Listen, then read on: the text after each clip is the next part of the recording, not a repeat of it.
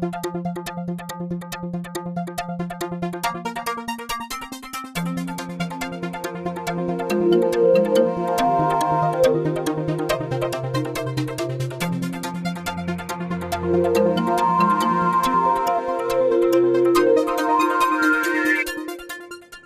like to welcome everybody to Ignite the Spark.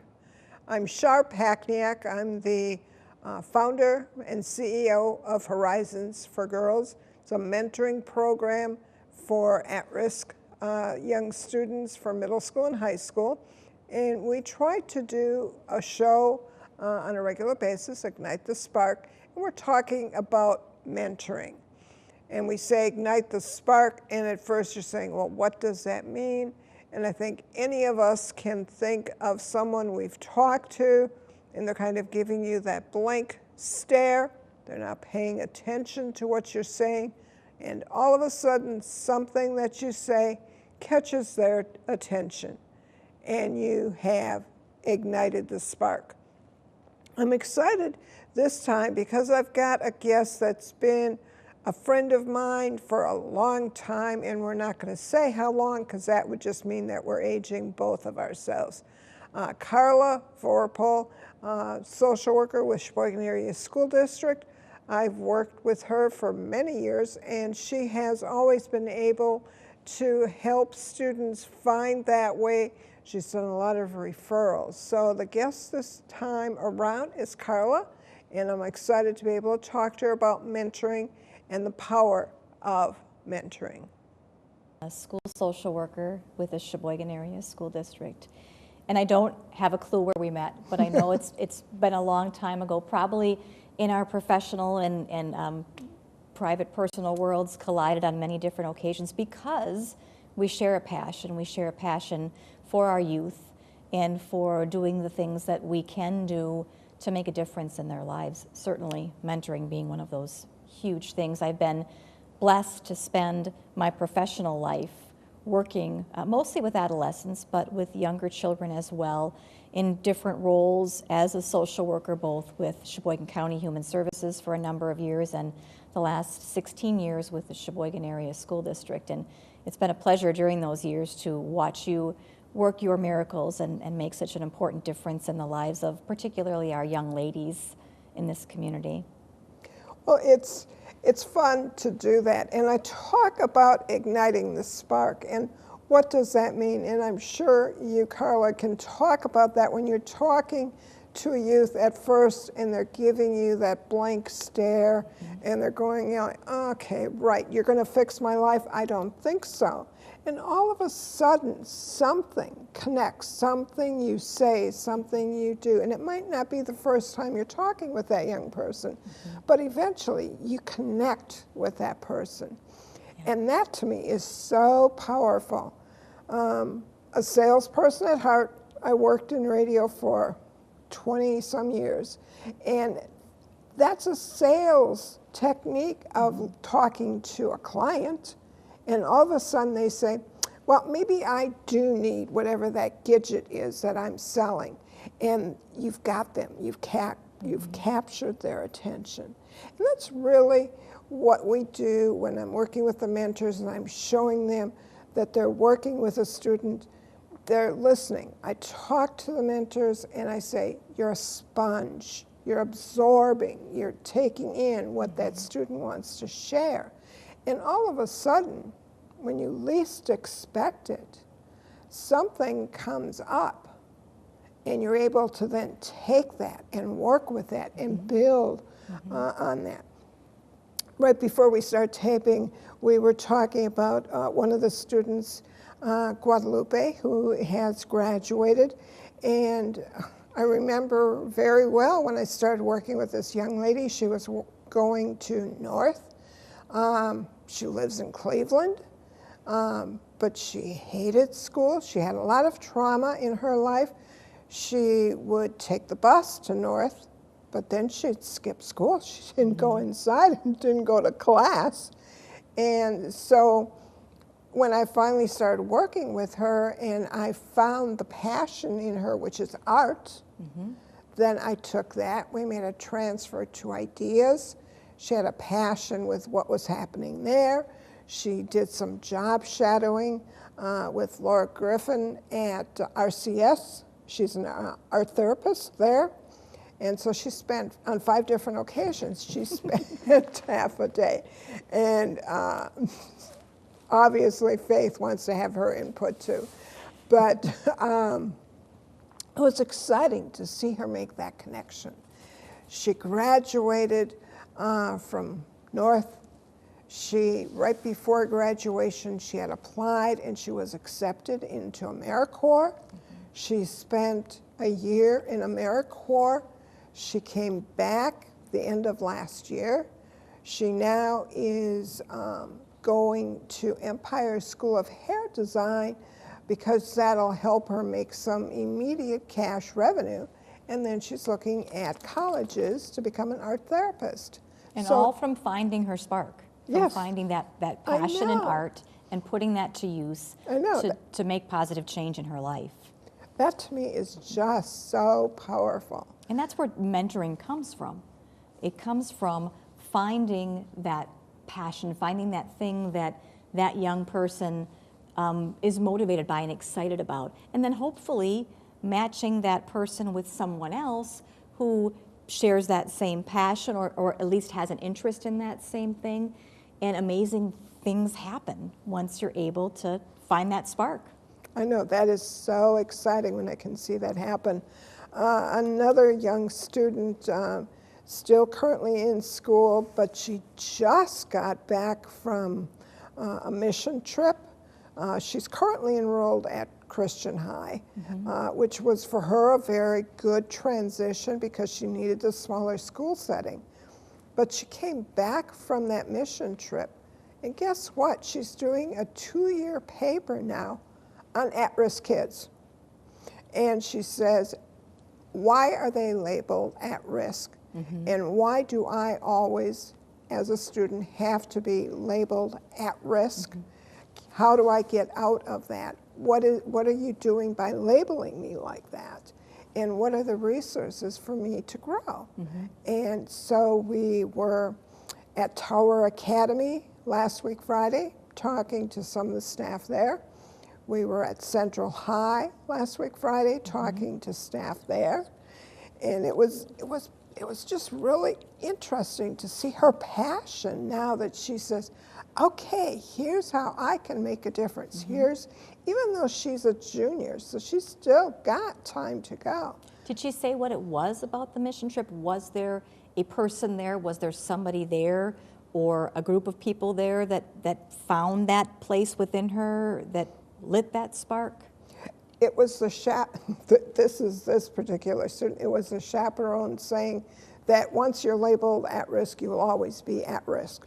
And she said, no. Not me. Doesn't have to be me. And that was great. And I knew that is how she would take that statement, is you don't label me and put me in that category and restrain me from becoming everything I want to be. So you put a roadblock up, she's going to find a way to get around it. And I love that. Fabulous. Yeah. That's absolutely, that's what we want. We want these young people to realize, because you meet a category on a check sheet, or you meet some criteria that puts you in this labeled class, there's no place on a lot of those check sheets for creative, dramatic, passionate, fun, funny, excited, energetic, positive. There's boxes for the things that meet the criteria, but that's just a very, very small percentage of what makes each of these young people the amazing creations they are. And labels will do that. They'll say, oh, you're this, but what about all these other things? And that's where Igniting the Spark comes. Great, you're this. Somebody somewhere thinks that you're at risk, but you're so many other things. And let's focus on those things, because if we focus on those things and not worry so much about these things, amazing things happen. And suddenly there is motivation to do well in school. There's motivation to make better life choices that are safer and healthier because, hey, I really want to do this. I found something or someone that inspires me and sees all these other things that I am besides the truant or the at risk for dropout or the pregnant teen or the drug addict. So many other things that make us who we are, and labels can bite into that. But we can tear those down. Exactly, and that's what I like. The other thing you and I were talking about right before we started taping, I'm reading a book, a good friend of mine, she works with a therapy dog, and she's finishing her studies for getting a master's in social work, and she had suggested this book by Dr. Wright. And one of the things, and I'm not finished yet, obviously I've got plenty of markers in there, but one of the things he talks about a lot is responding to whatever that trauma is. And that's one of the things. Sometimes my mentors will say, well, I don't know, how do I react? And I tell them, just listen, absorb. If you hear something, if a student's in danger, I want to know right away so we can react. But if there's another issue, let's look at resources to help that student overcome whatever that trauma, whatever that issue, and help them move beyond that. And you were talking about that also, how important that is. Yeah, in my roles as first a county social worker and now as a school social worker, of course there's a lot of push to solve problems, to move students forward, especially when we're looking at graduation and passing classes and performing well and taking everything out of a school experience that is possible. But when I'm with students, especially students who have experienced trauma, especially recent trauma, it isn't so much about, okay, what problems need to be solved. We know there's problems that need to be solved. You just witnessed violence. You just lost a loved one. You just were exposed to something that we're not as humans supposed to be exposed to and may not have the tools. Yes, we need to address that, but a lot of it is just being with that student. Just, look, I'm here and I'm listening and I'm concerned and I care, and just tell me your story. I say that to kids all the time. They might be sitting down in that chair because they're habitually truant and they're missing a ton of school. And yeah, we're going to talk to that, but a lot of times the first thing I say is, you know, you're 15 years old, you've lived a little chunk of life already, tell me your story. Because I want to know, yes, I know they're habitually truant, check that label, got it. But who are you and what is your story? And when trauma is part of that, that's it. I just want to listen. And I just want to try and imagine what it would feel like to experience that violence or that loss in my life. And I think it is only then that you can start talking about where do we go from here, is once you've been with that person and listened to that person versus, okay, we got to fix this. You're this label. We got to fix it. What are we going to do to fix it? No. Who are you? Tell me your story. What makes you you? Because I know it's a lot more than the fact that you're meeting this criteria that the law sets for being habitually truant. And that's what I'm always sharing with the mentors, is you're developing that relationship with that student so that they begin to trust you, so that they begin to share some of that with you. Many of my mentors are only with a student every other week. That's okay. Absolutely. I don't require that a mentor, I mean, I would love you to death if you wanted to be with me Monday through Friday every week, but I understand there's other commitments. So I say, give me a regular schedule, whatever that might be. And for some of my mentors, they're with me every other Tuesday or every other Thursday. That's fine. That's because fine, you bet. Once that student connects with somebody, they know that, okay, next week, Tuesday, she's going to be here, so we can talk more about this. I think that's something that scares a lot of folks away who might think, I think I might enjoy spending some time with a young person, but I don't have that much time to give. It's not about how much, it's quality, not quantity.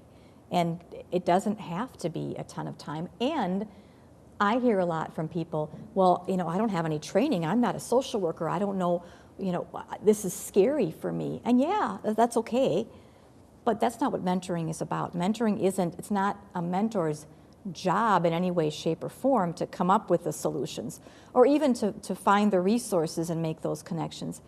A mentor's job is to be with, celebrate, listen, and just enjoy that young person. If I would tell your mentors anything, it's don't be scared by the fact that maybe you don't know about trauma and you don't have any counseling experience, or you don't know, where do I send this student who's telling me that their family is going to be homeless in a week? You don't need to know those things. There's other people in that child's life that will get you or will get that child to those resources. You just need to be that ear, that Right. loving, caring ear that they know Shar is going to really be with me and is really going to listen and understand what this is like for me. That's all you need to be a mentor. A good heart and a good ear. Yeah, that being present to listen. It was interesting because when one of the students and I were at Central last week, Friday, and Dwayne Simmons is the administrator there. And we were sitting and talking to him, and he was saying that that's something he tells his teachers, is that, you know, just that relationship with that student. Yes, there's certain expectations in the classroom, but there's also a relationship with those students.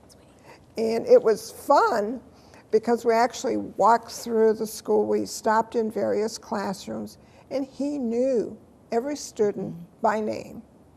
And he was talking to them about expectations and classes and how was a project going.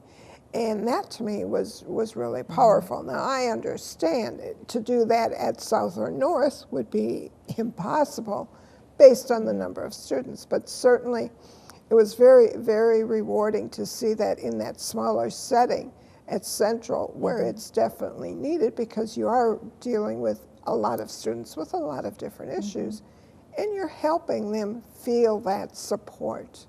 I certainly, those environments are smaller and probably more conducive to amount of time, but I see many, many dozens and dozens of teachers at North and South as well who get that.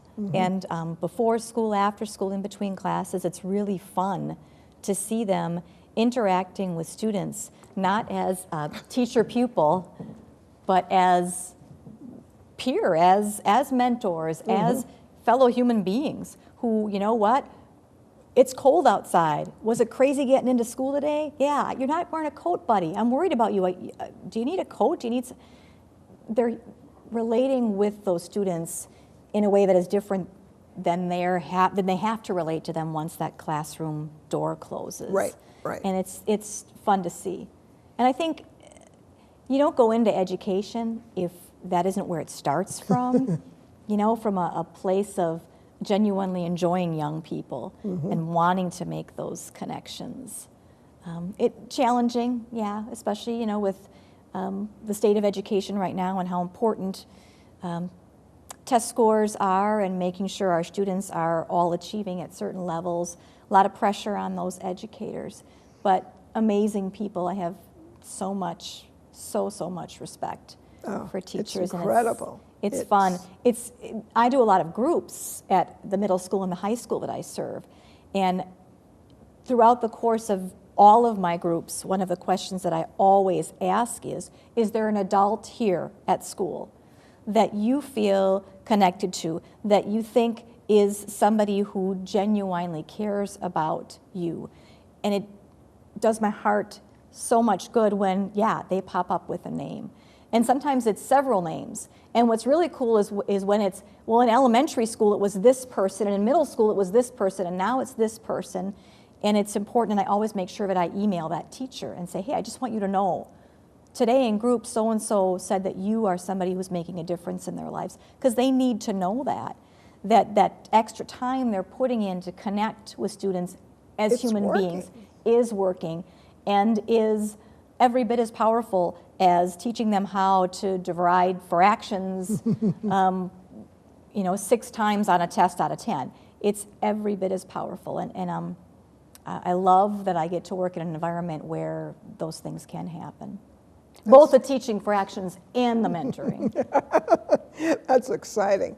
The other thing, as we were getting ready to start, that I mentioned to you, I was able to, just this morning, secure a gentleman. His name is Sammy Rengel, and he is going to be coming and speaking for us April 28th. No details put together yet. I just confirmed with him. Interesting gentleman. He was here probably several years ago, spoke to a group. I'm not sure if it was for Project Youth, it was for Mental Health America, but a fascinating young man. He lives in Racine, and he went through a lot of trauma as a young man or as a child. And he is doing several things now. One of the things he's doing is he works with inmates in jail.